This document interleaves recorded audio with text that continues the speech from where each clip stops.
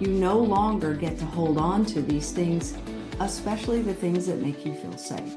And that's how you can actually pinpoint things. You can't pinpoint the belief because the belief is invisible, but you can pinpoint when you get into scarcity and fear, and that is an indicator. That's actually, people think that when they get into fear and scarcity, that's actually an indicator that something's wrong. It's actually not. When you get into fear and scarcity, that is actually an indicator that source, the light within you, is so strong in that moment that it wants to come through, and that's why you feel so bad. And if we look at it that way and we can see that it's simply an indicator, then we wouldn't have such a negative relationship with it. We wouldn't see it as this circumstance, and we could actually move beyond it. That's effectively breaking the structure combined with getting out of our own way.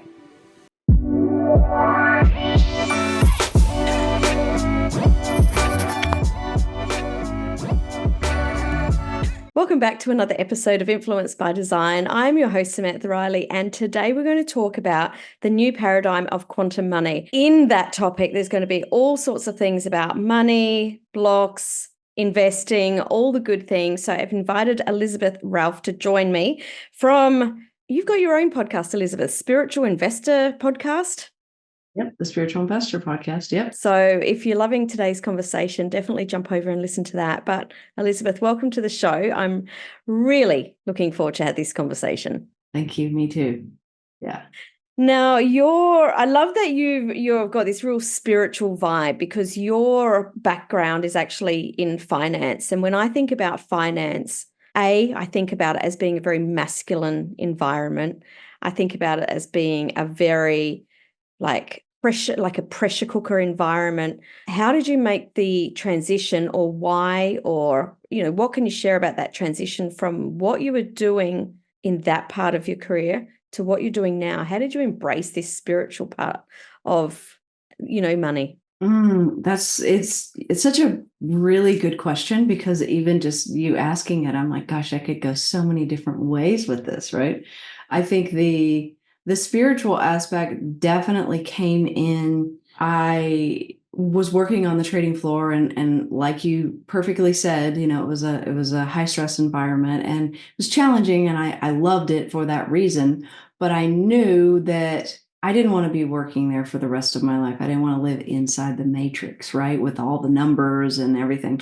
So an Indian guy actually joined my group, and he started teaching me. He just started bringing all of the Hindu texts from, he grew up in an ashram, and started bringing them over from India. And then his parents came over, and I became very close to them, and they would cook for me. And I mean, it was just it was kind of an infusion. And it was about 5 years of this on a daily basis, really learning. And there was no goal. There was no target.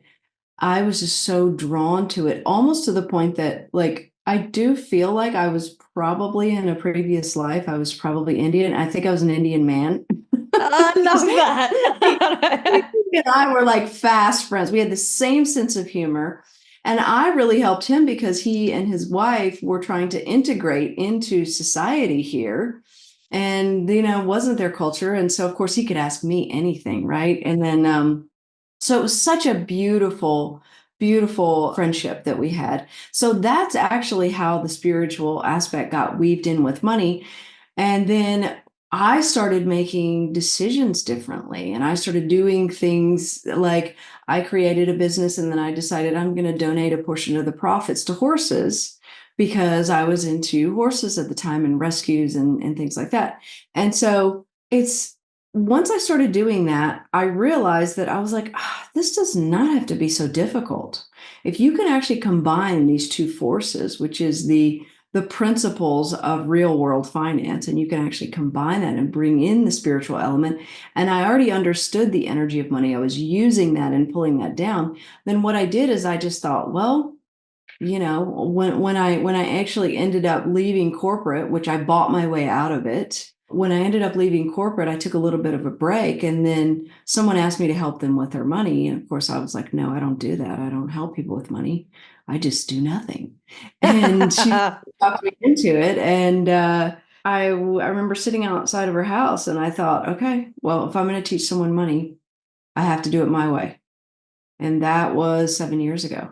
And I have been, that was the beginning of the spiritual investor. And I've just been, expanding it and expanding it and reaching more people the whole time. And it has been one of the greatest gifts of my life, has been doing this, but I never would have done it. I feel like I've been pointed in this direction my whole life. Like my mom was a financial advisor and my grandfather was an entrepreneur. And so there's something that has been silently guiding me my whole life to this. And it's like, it's just a part of me. Like, my team says, and, they're like, there's no difference in the business and my life, the way I live my life or whatever. And I think it makes it really easy. It makes it effortless because what I'm doing is I'm just showing up and I'm just managing my energy to show up. That's it.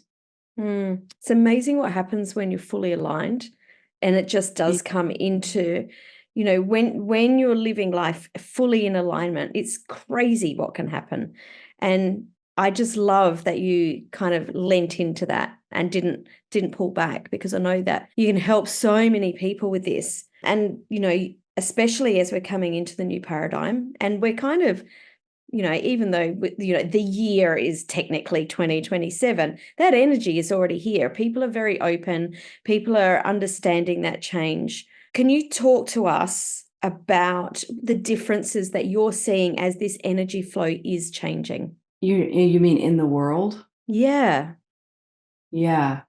Well, I think that the energy that's showing up in the world is a reflection of the energy that we are bringing through in us, because we're all out here creating our world, right? And if I think about myself, just to kind of start there, I would say that part of me being in alignment wasn't even a conscious thing.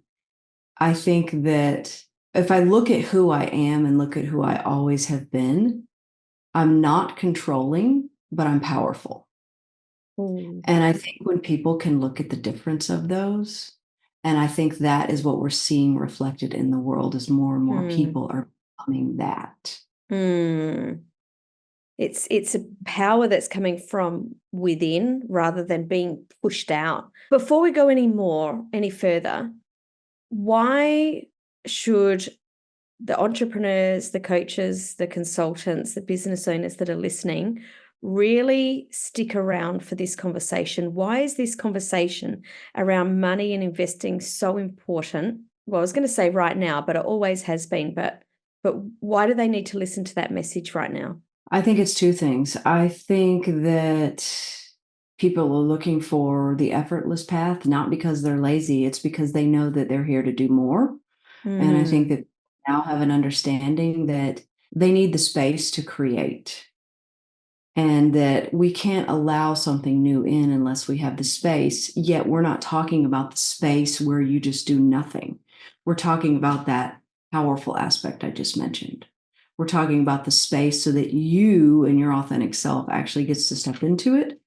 So I think that is one thing. That's the internal perspective of it. I think from an external perspective, when we're talking about the world, I think you actually, you can't economically even survive, much less financially thrive, if you are operating on the same money patterns and money cycles as you grew up with and you were taught, and you still have within you to a certain degree. Most people do. So if you look at the cost of living right now, if you look at incomes, if you look at even just the cost of childcare, all of these things that weren't really as big of a factor back then, you can't exist now in the way that you want to, which what I would say, you want to be not just comfortable, but you want to be at ease and you want to thrive and you want to be able to give back and have money support you. You cannot do that without investing. And so many people are under the illusion that they just need to make more money. Sure, that's great. If you make more money and you're investing more money, that's great. But very few people, until they actually take on a practice and embody investing when they first begin, when I'll say they're at the lower end of the money spectrum or maybe even midway, If you don't do that, then you're not actually going to take that on when you have more money either, because then you have all these other shiny new objects, and we're human beings, and I do too. I love the shiny objects too. I get it, So I would say you got to think different. How, for any of my clients that are listening, they'll be just like, oh my God, she said the word how, because I'm always like, we don't go there. We don't do the how. What do people need to do that have those money patterns coming up? No, because we grow up with these money patterns that we've learned through our parents, through different things.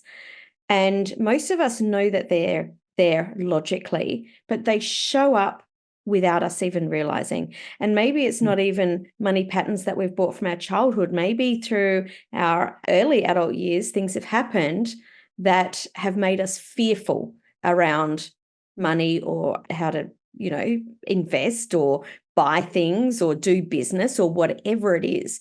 We've created this energy that isn't serving us. What or how do you work with your clients to work through that when you're not even sure how it shows up? Does that make sense? Yeah, and it's really, really very, very intuitive, the way that you even ask that, because you're right, you can't even see it. So if you can't see it, then how are you supposed to get rid of something, right? It's kind of a bit of a conundrum. The way that I handle this, and I'm happy if somebody's figured out a different way, but I think I'm always looking for the effortless, most accelerated route. And so I have this where, I talked about it after I came back from walking the Camino, which is breaking the structure. So everybody's experienced this in their life, whereby, like, for me, I went through a divorce. And so then I walked the Camino, I moved across country, I did all these things. I basically broke the structure of my life. Partly it was voluntary, partly it was not, right? It doesn't really matter. What matters is there's a reason that people have awakenings and they have big shifts on the other side of something that is traumatic. It's because the structure gets broken. And then what happens is when you get out of that, you sort of climb out of the ditch. You do feel this sense of like you have new cells, the air is different. Like you suddenly feel like, okay, well, I get to choose new habits rather than be sort of like just a routine of my habits. And so you can actually do that on your own, though, if you really, really look at if the things that you were doing with money right now, if those things were the answer, you would have more money. And so that in itself is evidence that whatever you're doing with money now, it's not wrong, but it is not the answer to where you want to go next. You have to be okay with that, and you have to fully, fully lean into that. And the moment that you lean into that and you go, okay, wait, I have been running this race and I'm running in this direction, which is only going to get me 5,000 a month. Clearly the other trail over here that I need to be running for the 50K, I need to do it different. As soon as you start to lean into that, then you can accept the fact that you have to go out there and figure out, what are you doing different? What are the new tools? What is the new way of being? What is the new approach? You no longer get to hold on to these things, especially the things that make you feel safe. And that's how you can actually pinpoint things. Is you can't pinpoint the belief because the belief is invisible, but you can pinpoint when you get into scarcity and fear, and that is an indicator. That's actually, people think that when they get into fear and scarcity, that's actually an indicator that something's wrong. It's actually not. When you get into fear and scarcity, that is actually an indicator that source, the light within you, is so strong in that moment that it wants to come through, and that's why you feel so bad. And if we look at it that way and we can see that it's simply an indicator, then we wouldn't have such a negative relationship with it. We wouldn't see it as this circumstance, and we could actually move beyond it. That's effectively breaking the structure combined with getting out of our own way. I love this so much. You talk about money neutrality, and I feel like that fits into exactly what you were talking about then, because we're feeling that source coming through when we're feeling that fear. But then this money neutrality needs to come in, I'm guessing, Can you talk a little bit about that? Money neutrality is kind of it's kind of like the sky. It's just always there. And everything else that's going on in life is the clouds that is impeding the sky. And so the moment you try and get into money neutrality, you're out of money neutrality. And so the way that you get into money neutrality is kind of going back to what we said. You're looking at, okay, for example, like I'm dropping into, or I feel fear around money. I feel, whatever it is. I don't, you pick anything. People know that when they're in fear because they feel it in a certain place in their body, right? So then if you can make it not become about whatever it is, because that whatever you're in fear about is a lie. If you can literally make it not become about that, and the only way you make it not become about that is not argue with that, what you have to do is you actually have to stop thought. Stop thought on that. It's not your job in that moment to solve it. Then what happens is there's a space created.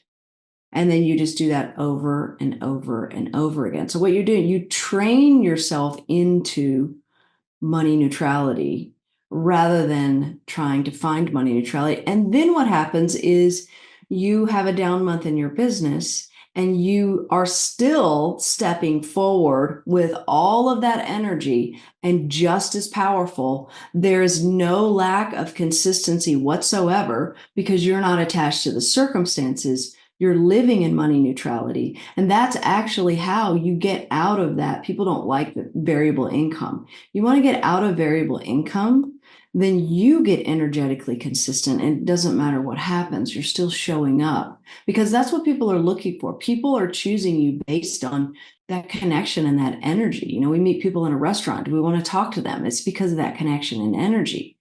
You start showing up differently, like we feel that. And we're going to be less likely to want to associate with you.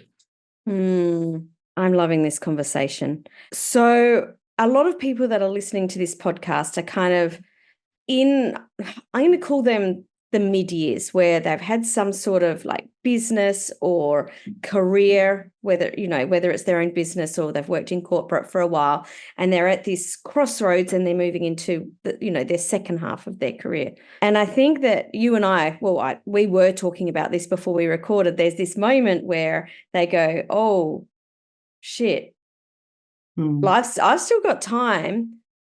But I can feel that there's a pressure that time is kind of running out to get myself sorted out. And, well, I'm there. I'm in those mid-years. I know these thoughts. And you start to think, wow, I need to do something, and maybe I need to start doing something differently. And maybe they don't know how. Maybe they're thinking, I don't have the millions of dollars or the hundreds of thousands of dollars. I need to get started. Can you talk us through some of these blocks that are holding people back from going to the next step? Well, I think, let's even just start with where people are and just, get kind of where people are, which is, when you hit that point, the fear can be even worse, or even if it's not fear, it's something, it's that feeling, right? Where it's kind of like a recognition almost. That can be even worse because you also could be crossing a line where you just don't want to put as much energy out there anymore. Like you feel like we all get to a point, I think, where we sort of settle into silence a little bit more, and we see that actually a lot of the work is being done in the silence. And then so if you are at that point and you're sort of like mid-stride, then you're going to have like almost like two conflicting things come in. You're like, oh my God, I need to make the millions, but I don't want to go out there and work 12 hours a day kind of thing, right? So you've got that. So I would say that is definitely a signal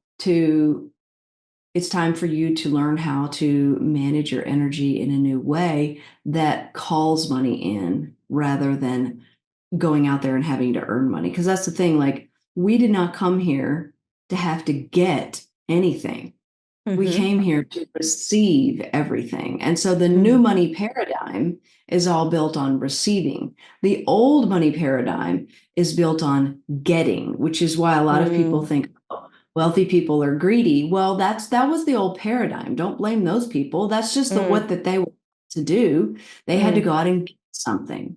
So the absolutely I would say the smartest thing to do, and the thing that's going to get you the results the fastest, is going to be to learn how to receive. Especially spiritual people, there's a bit of a wet blanket effect that is even back from those teachings that I was talking about, the Hindu teachings and all of that, which is, oh, money isn't spiritual, and you just need to go and give everything away, and da da da. Like, again, we have to be able to adapt all of these principles to where we are now in terms of our own consciousness and what's being created in the world, which is changing all the time. Now, one of the things I mentioned was that a lot of people get held back because they think that they need these hundreds of thousands of dollars. Like, if we need to buy a property, we do. But for someone, and there's probably many people listening that are already investing, but to bring the people that aren't up to speed, how much do you need? Where can someone start? Because I know that you can get started for a lot less than that. Can you just share a little bit about that? Where you can get started, how you get started with, you Yeah, said so a lot of people think I don't have the large amount of money that I need to get started investing, but you don't necessarily need a large amount of money. Yeah, actually, I wouldn't even look at the amount. I would look at the practice of investing. I would look at having investor be your identity and who you are. And we have a perfect example of this. I just had a student just told me this actually last night. She dances for a living, and so she goes in and she dances and she makes money, and then she pays her rent, and she puts gas in the car, and she does all of this stuff. And she's also surrounded by a lot of people who have a scarcity mindset, who live hand to mouth, who, all of this. And she's an incredible human, but she's just inundated in this almost like a circus type of world, right? I have been watching her for the last year, and it's unrecognizable who she even is now. She went from what she called dancing for rent and went to now she has almost all of her debt paid off. In fact, her investing account, which is phenomenal what she's learned about investing, I will say her diversified, very intelligent investing portfolio has now far exceeded the amount in there, has far exceeded the amount of debt that she has.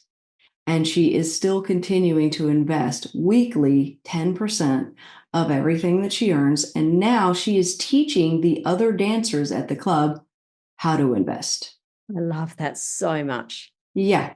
She said no to all of the society rules and what people thought about her. And she was not raised like that. She said no to all of it. And she established who she was despite the world around her. And she is having a ripple effect. And you should have seen the look on all the other students' faces on the Zoom call when she's telling this story, and they're sitting there and they're going, whoa. Like, when you hear something like that, you're like, well, there's no excuse, right? Like, I mean, for her to have, and she's got a really good investing account. I'm not talking about $500 here. So it shifted everything. Her confidence, her future, her ability. She's now educating herself on new things. I love We have that. that. I'm going to go into this a little bit deeper. I've always had the belief that, actually, let me give it a bit of context first. A lot of people think that being in business is kind of the total sum of how they earn their money. It's like, we need more money, we'll own a business, or we'll run a business. My belief has always been that I wanted my business to just be the vehicle that brought the money in to actually build the real business of what I wanted to build, which was my investments. I have not achieved this yet, in full disclosure. Mhm. So I'm going to ask this personally for anyone else that's like, oh, that sounds cool, I want to do that. What do we have to embody to be this investor that you're talking about, to embody the investor? Well, I love that that is your goal, because I would love for that to be everyone's goal, whether it's a business or whether you have, a corporate job or whatever, because the majority of people go through their entire lives making money, but never building wealth. Mm. And they typically don't realize exactly what you're talking about, which is whatever you're going out there doing and trading your energy for, because that's the real currency, is our energy. Whatever you're trading your energetic currency for, you better be magnifying it and expanding it, or else you're constantly in a hamster wheel of trading your energy, right? And so you have realized that. However, you're right, people don't know how to kind of start bringing that money through and get that money into investing. Well, I think that sometimes people think that investing is an option that you do if you have money left over. So that's part of it. So it's like we're like investing is like the wicked stepchild kind of thing. Another thing is, I think that we set goals within our business based on, perhaps it's like what you've done before, perhaps it's the marketing plan, your how big is your list, your following, all of that. Like, we feel like this responsibility to actually set these goals based on these circumstances, and all we're doing is creating more of the same, which keeps us literally at the same income level. It's no accident that most people end up making the same money constantly over time, right? They get into these cycles with that. Well, those two things combined, guess what that does for the plan that you just described? It leaves zero for that plan. There's no room for it. I love that. Well, actually, I don't love that there's zero for it, but I love the way that you unpacked that. For people that are listening and they've listened to everything that you've been talking about, where can they go to learn more once they've said, okay, well, I'm going to embrace being the investor? Now they actually have to go out and create an action. They need to do something that they may not know how, even though they're embracing those qualities. Where can they go to learn more about what the action steps are? Well, I mean, if you don't have an investing account, I would say that's the number one thing to do, would be set up an investing account. You could set up what you would call a super over there in Australia, or you can set up, a personal investing account, Sharesies, Stake, one of these. I know you have plenty over there to choose from. And I would start investing in shares in the US, whether it's just the S&P, just something broad like that, S&P 500. And then I would start picking up stocks that you love and adore in Australia. You have many wonderful stocks there. Banks, do really well over there. So I would start there, and then I would put together something where you are maybe spending 10 minutes. It doesn't have to be every week, but 10 minutes here and there when you're sitting in the parking lot. You got to sort of make this part of who you are. So just read some stuff about it. I would read about interest rates. I would read about inflation, and just, you might not understand all of the stuff, but just kind of start letting it flow through you. Like, I feel money, I feel the market. I've always been that way, but I teach people how to feel the market. And one of the ways is, you got to take the bricks off of your back, right? You've got to actually bring some curiosity to this, and leave at home this, I don't know how to do this. I'm bad with money. I don't like numbers. I don't care about the stock market. Like, leave all that behind, because that identity is not the identity that's going to get you where you want to be. I love that.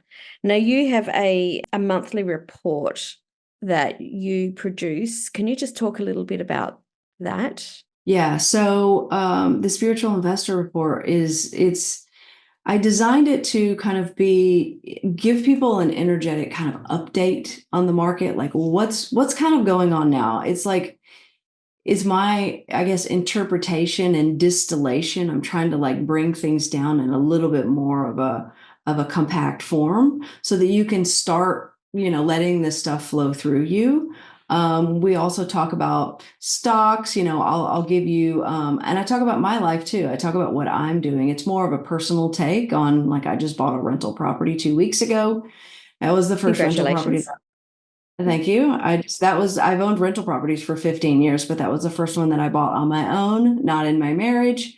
So I talk about things like that. And I run into walls sometimes too. And so we kind of, share things like that. So I would say the Spiritual Investor Report is a great place to start for that. If you just want to start getting a feel for it and just investing even just once a month.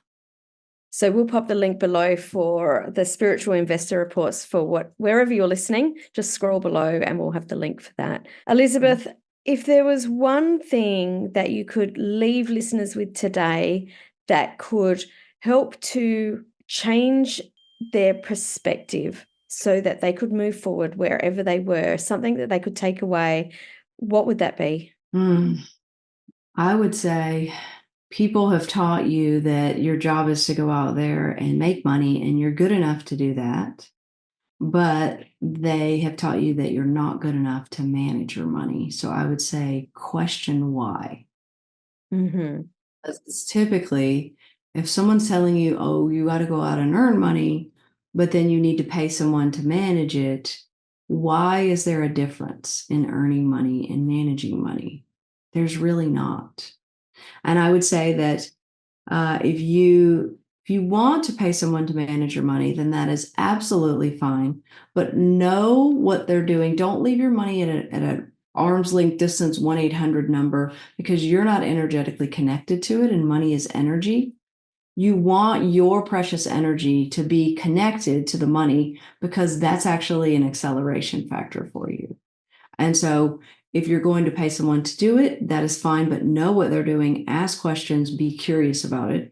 If you want to do it on your own, a 1% fee, if you end up paying someone 1%, which is kind of typical on an investing account, over your lifetime, it will cost you 1/3 of the portfolio. So a $3 million portfolio will cost you $1 million. Now that's fine if you're getting value from that. But I challenge you to not just look at what is it costing you now.